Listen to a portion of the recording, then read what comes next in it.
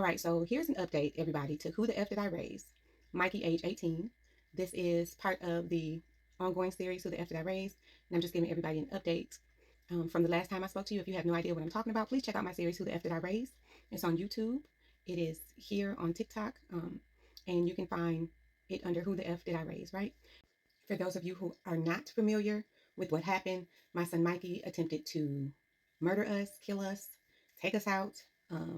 For several years, he was doing different things like poisoning us. We would wake up with him having knives over us. He tried to set the house on fire, jump out the second story window. We just went through all these things for several years with him. He was in a facility from age 14 to 18. Then he transitioned to a program like Job Corps, where they give you certification, skills. You can get your GED or high school diploma, whatever it is that you need. They had help set you up to be job ready, right? Well, anyway, he was in that program.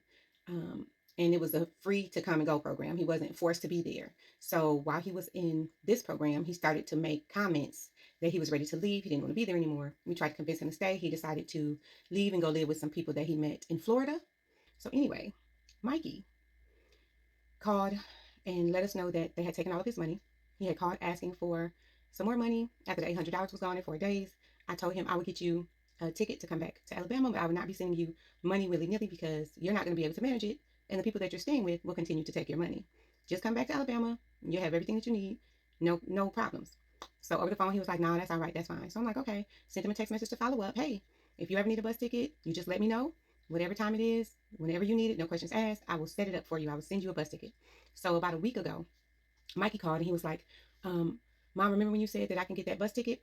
I would like that bus ticket now. So I'm like, okay, let's get it set up. I went on the website to try to get the bus ticket. It was about $159. And he was like, well, I also need some food. I'm like, okay, I'll send you some money for some food. So I asked him, if he had his phone on, because his phone, he was using text now numbers and stuff. And he was like, no, his phone is cut off. Well, they use a QR code for the tickets now. So he would need to have access to the internet or data or something in order to scan his ticket from his phone. He told me to just send the ticket to his boyfriend's phone that's putting him out the house. And I'm like, that makes no sense. No. So he called me at like almost, I don't know, it was the middle of the night, probably like 9:30. We didn't get done until like 10:30. And I just decided to just send him $300, which would have been enough to get his phone back on. It would have been enough to get a ticket and enough to get some food to eat on the way back to Alabama. When he got to Alabama, if I needed to put him up in a hotel or something, I was just going to have to do that because he can't stay here. Like, what is it? Because for him to not answer the phone, for you to be so evasive, it was just weird to me. It felt weird. And I was like, I'm going to do a welfare check if I don't hear back from him, or his caseworker's going to do a welfare check. Somebody's going to do a welfare check. And so he was like, that's fine. I would tell him to call you. So long story short, a couple more hours goes by.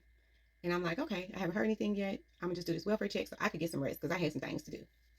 So I do the welfare check. I get a call back like 2 hours later. Mike's on the phone like, you sent the police over here? And I'm like, I absolutely did. And did? Yeah. What are you doing? What's going on? I haven't heard from you. Oh, my phone is acting up. I'm like, okay, so are you getting a ticket? Like, what's your plans? So he's going ballistic at this time. He's cussing, he's yelling. And I'm like, I don't know who you're talking to, but you got me messed up.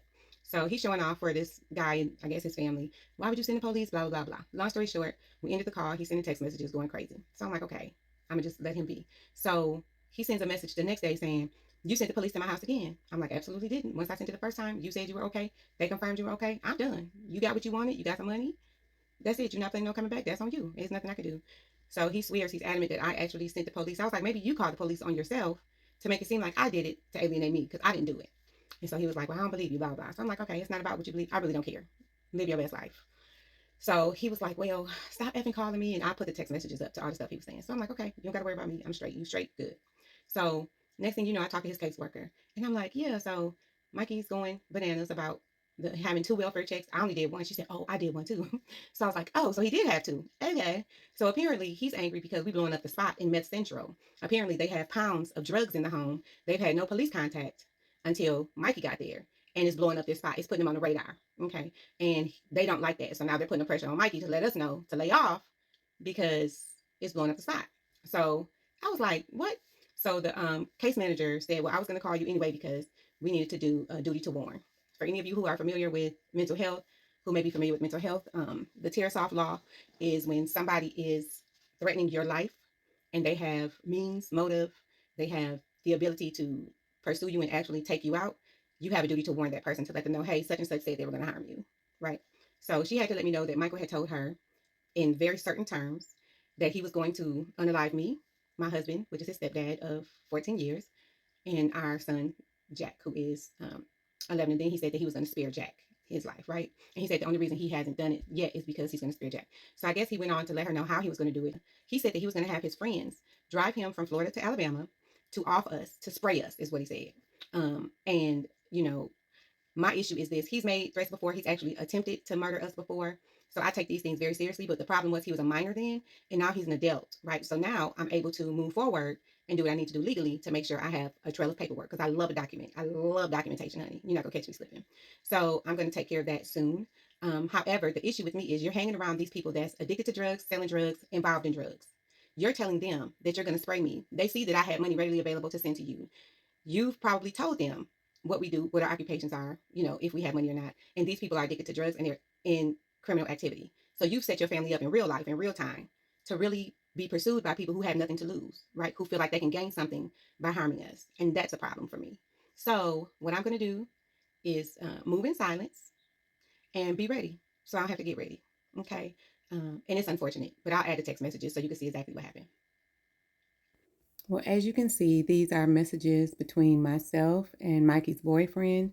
Mikey had used his boyfriend's phone to send a voice message to me where he was basically saying he was thinking about going to college and coming back here and all of that stuff, right?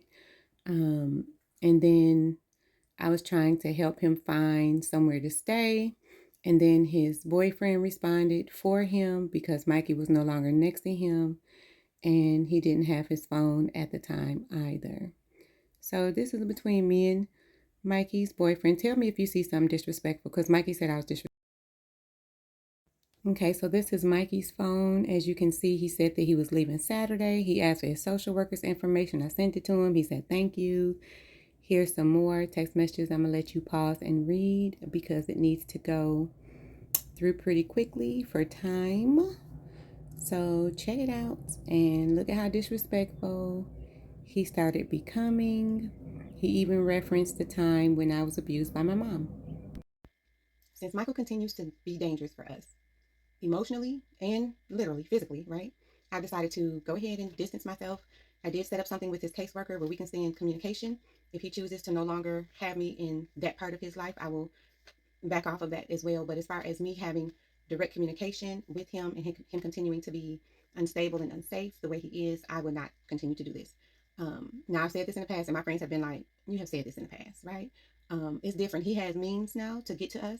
He has given other people motive, even if he didn't have motive, he's given other people motive and given them information about us. And he is capable of doing it. And he can get a firearm from anywhere at any time. And so it's necessary for me to allow him to experience life the way that he wants to. He's decided to no longer come back to Alabama. He took the money and did whatever he wanted to do with it. That is not my issue. I gave it with an intention of him doing what he needed to do with it, of him handling his business. If he chose not to do that, then he chose not to do that. I'm grateful that he still has a case manager, a caseworker that can help him out. But as far as I'm concerned, I would not be involved in the forefront. I will only be checking in on the back end. And it's unfortunate, but this is where we are. And I am tired. I had a 2-day migraine, 2.5-day migraine, dealing with this. And to go through the ups and downs and the highs and lows and all the things that take place behind the scenes, the sacrifices that we make as parents, all of the thoughts and the time and the effort, the money and the emotional currency that we spend on our children for us to be disrespected and threatened and disregarded as if it means nothing to them. I'm good on that. Mm-hmm.